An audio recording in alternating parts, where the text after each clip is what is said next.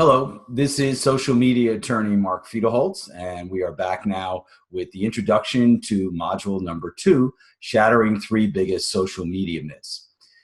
This is a really important module because we have to get perspective here.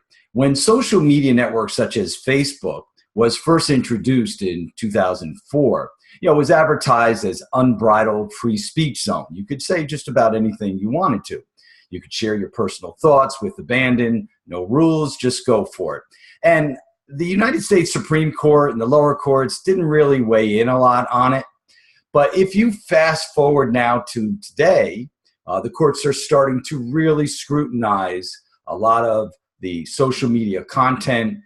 Cases are starting to evolve now because I think all the courts realize the permanent reputational harm that can be caused by one click of the send button worldwide within seconds. And it's a permanent stain. You'll never be able to get it off.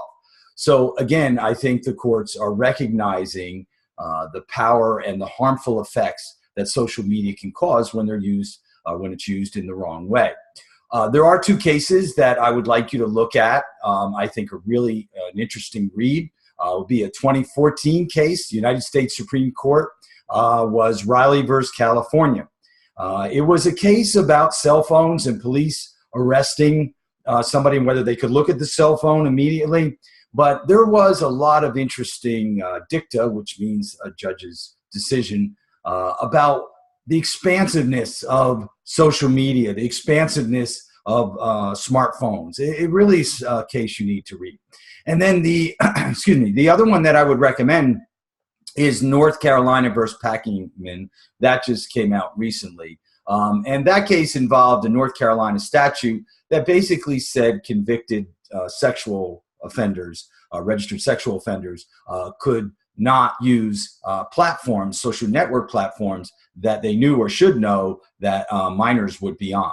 And of course, that statute was struck down. But again, you just see this whole process of recognizing how important social media is. In this case, the statute was just too broad, but it's a case that I really want you to take a look at. I think you'll find it's very interesting and goes in line with your clear understanding of your duty of care now to treat yourself as a broadcaster that should know media law. All right?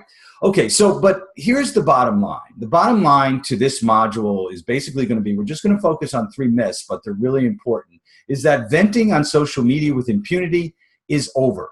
You won't be able to do that anymore, especially now that social media is integrated with everyday life. It's integrated with the business sector now. So courts are scrutinizing what you say, what you write, and what you upload. You got to be really smart about this now. All right, so let's take a look now at module number 2, and then I'll be back with the review.